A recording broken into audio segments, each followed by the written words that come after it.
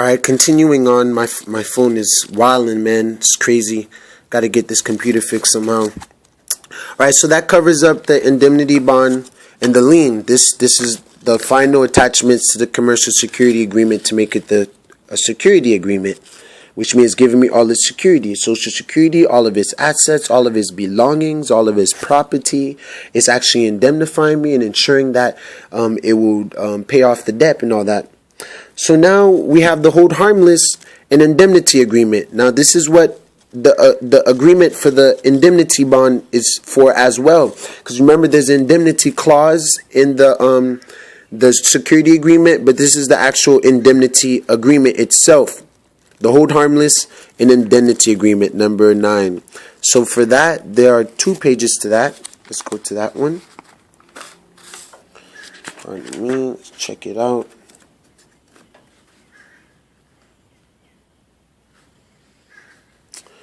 So I gotta watch out. So right here, this is a hold harmless and indemnity agreement.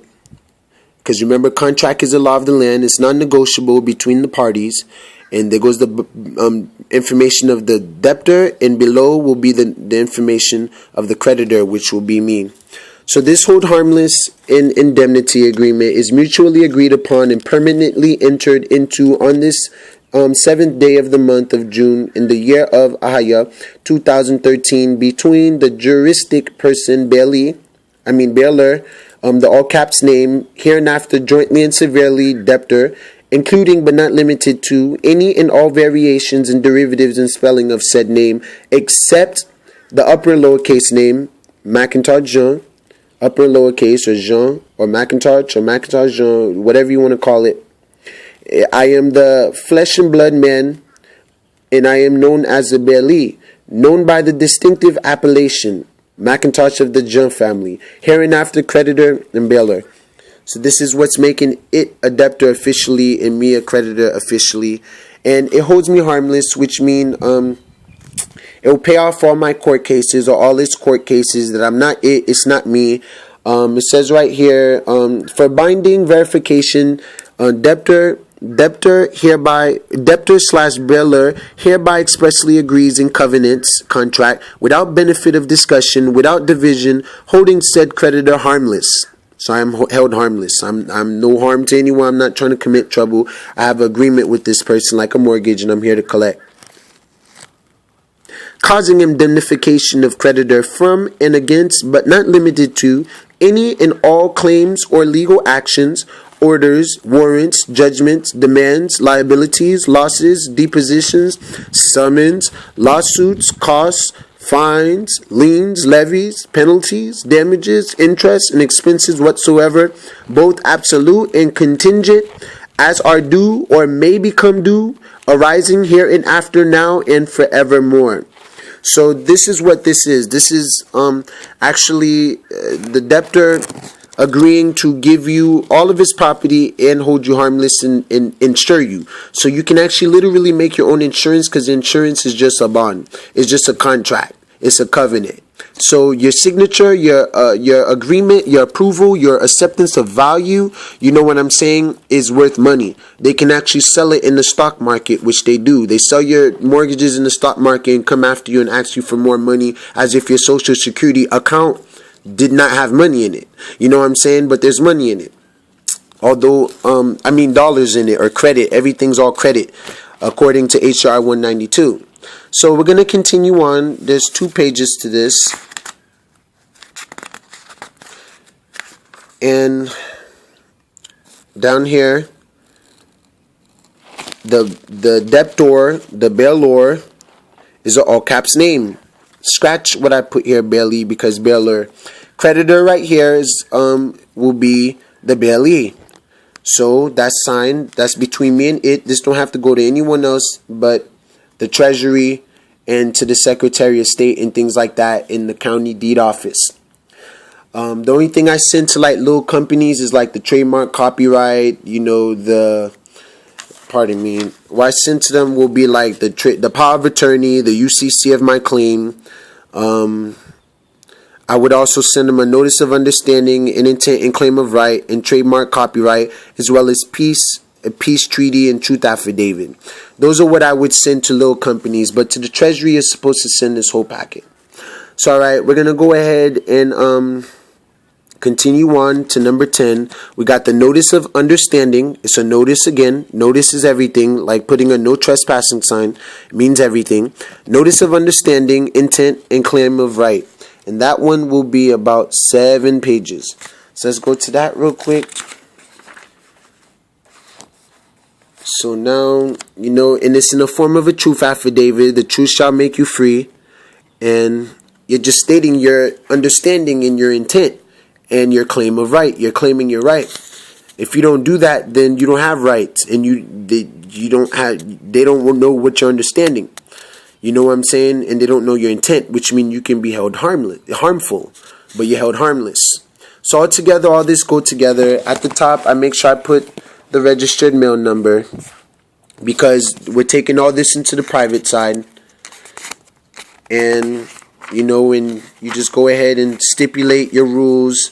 You put your fee schedule in here and stuff, how much you charge per hour and stuff, $500 per hour if any peace officer or government principals, agents, or justice system participant who injure me, per hour if I'm being questioned, interrogated, or in any way detained, harassed, or otherwise regulated, and $1,000 per hour if handcuffed, transported, incarcerated, or subjected to any adjudication process, any court process without my express, written, and notarized consent, and a minimum of $1 million for any violence brought against me, my family, or anyone under my care, and $10,000 per day if any personal and or private property is taken away from me, destroyed, and or vandalized without my express, written, and notarized consent.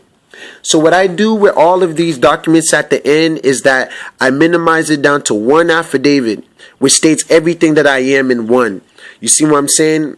And I'll explain, hey, I'm power of attorney, I am trademark copyright owner, this and that, and blah yada yada of the straw man. The straw man is my transmitting utility, and I am its creditor. So therefore, it owes me money. So now if you go down here, now we're on number 11. We go to the trademark and copyright. Now this is where we start taking things into the offense, where we can actually start suing people if they start using our trademark and copyright material without our permission, which is considered copyright infringement. Now these laws exist for a reason. And at the end, you want to make sure you get your notice of understanding notarized and all that stuff. Get it sealed, and signed and witnessed by 2 or 3 witnesses. Make sure you put non-domestic without the U.S. and you're near the zip code, because you're not in the zip code. Zip code puts you in a foreign jurisdiction, so you're near that zip code. And CO mean care of, so it's in the care of, etc.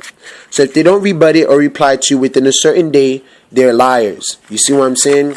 Because now they can't say that they didn't receive your mail when you sent it, registered mail, which looks just like this. It's called PS Form 3806, and it's a receipt. It's actually notarized by the post office service, which means certified. So, and you send it with return receipt, and this is called PS Form 3811. So now their signatures right there, and it's dated and everything. They can't say, "Oh, I didn't receive the paperwork. I didn't receive this and that and all that stuff." Obviously you did, because I have your signature on that receipt. And on top of that, you're going to be number 14, you're going to be sending them legal definitions. You're going to be sending them the definitions to all these words that you're using in here, so they don't try to act ignorant and be like, "Oh, we don't know what he said," or something like that. So before we continue on, let's go right here. So this is the affidavit and the nature of supplemental rules for administrative, because you're the administrator, the minister, the one in charge of managing the account, and maritime claims rules. Maritime would mean military, Mars, maritime, martial law, war, Mars. So we're in the military court when we go to court. So this is a maritime admiralty claim, admiralty meaning of the sea. So now, before anyone say that I injure them or that I've been using this name inappropriately and I didn't warn them, I send them the copyright and trademark paperwork before we get an agreement. You see what I'm saying? So they're waiving their tort claims against me because I have warned them that it's a fictitious entity. It doesn't exist, so you can't arrest me for it or nothing like that.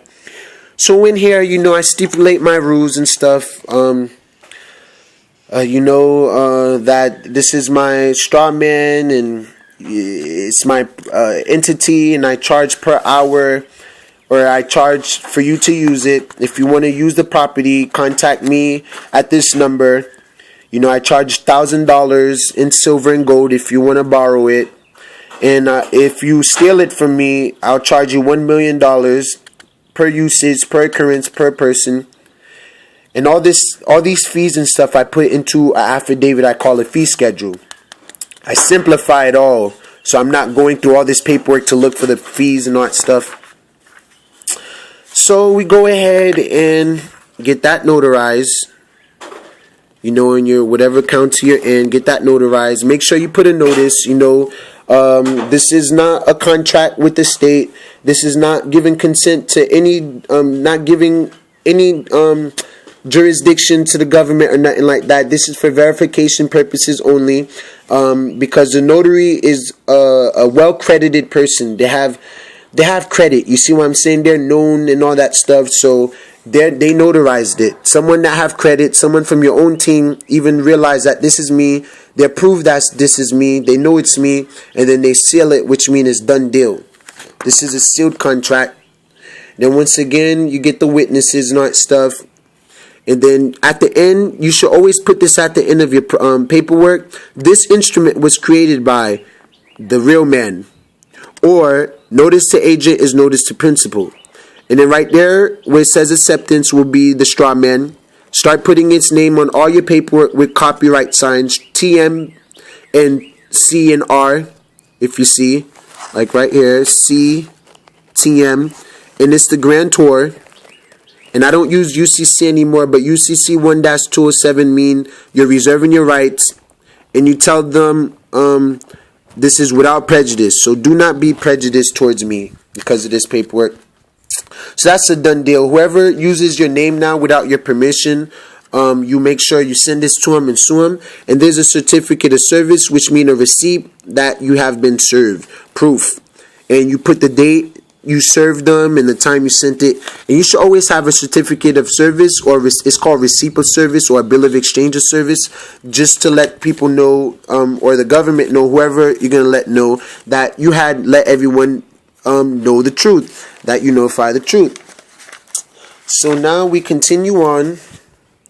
Number 12, which will be the peace treaty and truth affidavit. Since we're in maritime court, a war court, military court, you want to make sure that you let them know you come in peace. So there's a peace affidavit, peace treaty. That's only 2 pages. Peace treaty, 2 pages. So we go here, and you're pretty much declaring peace in the form of affidavit. And the nature for a peace declaration, so you're declaring peace. Peace, peace, peace be unto all men and women in this world. Self-defense is a right by the Creator to all of His creatures, including mankind. But as much as I can, I will live at peace with all men and women. And so, once again, this peace treaty was prepared by McIntosh of the Jean family and unrebutted within 30 days. Is nunc pro tunc to the 4th of July in the year of 1776, 4th of July in the year of 1776, because that's when America gained their independence. So I'm not a slave to anyone. So if you don't rebut this affidavit within 30 days, this is your war against me, or any threats that you may say I am against you, or any threat you may say I am against you is null and void. Nunc pro tunc from the beginning to the 4th of July. So the year 1776. So I come in peace. I'm not trying to hold anyone. And then once again at the top, the grantor signs. It's the debtor. It's not the secure party. It's actually the debtor, transmitting utility. And I put my name at the bottom. I am the agent, so I am signing this document on behalf of it. I'm representing it. I am the authorized representative. So it's not me. I'm speaking on behalf of it. And then you go ahead, get it notarized again. All your documents should be notarized. It's sealed. You should, number everything.